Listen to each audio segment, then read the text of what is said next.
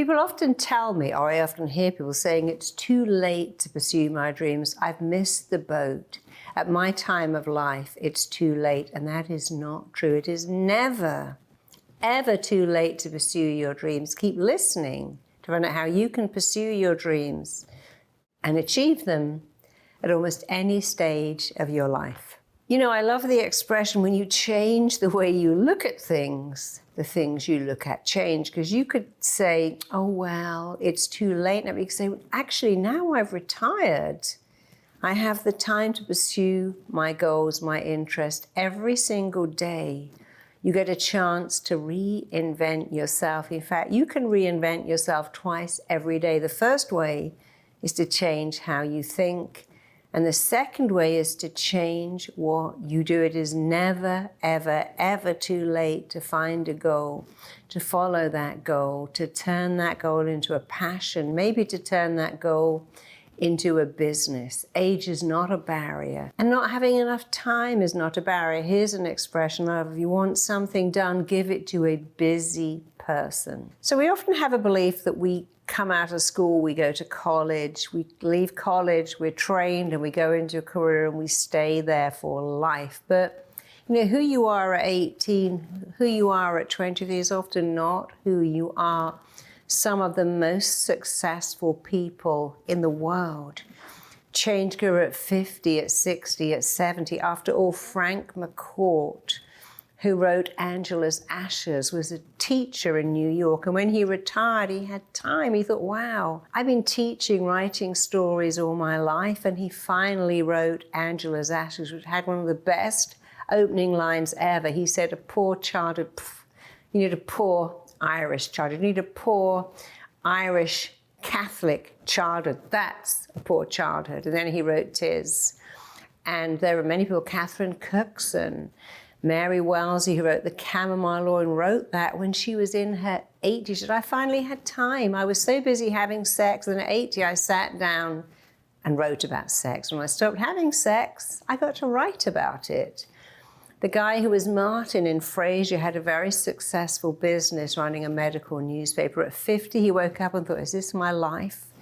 I really want to act, but who's going to employ me at 50? I've never acted before. But he began to act for the joy, being in what we call amateur dramatics, just the local theatre, just for fun, just because he had a passion, a calling to act. And someone in the audience saw him, cast him in Frasier. He was Martin, and he was set for life. And when Frasier ended, they said, what do you want to do next? He said, I'm going to go back into the theatre. I don't need the money. This is my love. Someone called Jocasta Ennis was someone in England who, her husband left her. She had no money, and she rented a home, and she couldn't afford to paint it. So she got little sample pots of paint for free and began to do something called stippling, which is really kind of flicking bits of paint at a wall so you have a pink stipple instead of a pink wall. And actually she made that. I think people went, wow, this is amazing. She started to write books about stenciling and stippling and rag rolling. Anita Roddick, who founded the Body Shop, had no money. She painted the walls bottle green because they were full of mold. And yet those women created something incredible. They had a second act. They began to do what they loved. Often when our children leave home, if a marriage ends, we think, wow, what shall I do with the second half of my life? I've always wanted to be a designer, a writer. I've always wanted to do this. We are living longer than ever, and we have the internet where you can learn anything. You can take any course from your kitchen table, and many of them are free. You can learn almost anything at all online on YouTube. So you can learn a new skill at any age, because after all, when you're older, you have time on your side. You have patience. You don't have distractions. You may have the money not to have to go and do a job you hate. And you can also learn to be confident. I have so many free audios on how to be confident, how to have self-esteem, how to learn, how to apply yourself. After all, I was a therapist very early in my career. And much later, I became a writer and a speaker, and then I began to train people in RTT. I have 20-year-olds to be therapists. I've also trained people in their 70s. Many people have said to me, you know, I retired, I am bored out of my mind. And this RTT, wow, you know, I can work for 2 hours a day. I can see 2 clients a day or 1. I can work 3 days a week or 2. But I can do something that gives me passion and joy and uses my mind, but I'm sitting down, so I don't have to commute to work and stand on my feet all day. And the great thing about being a therapist is when you're older, you are seen as wiser. You're seen as a sage. So we train people of 73, 74. I recently trained a man from Holland who'd retired and was so sad and depressed. He said, my life is empty. I get up, I have a bath, read the paper and go, well, that's the first hour gone. Only another 16 to go. What am I doing with myself? He came to train with us. He was in his very late 60s, 70 by the time he finished. So, you know, I love this because it's a job that really works. You know, it was even better. Within a year, he married another therapist.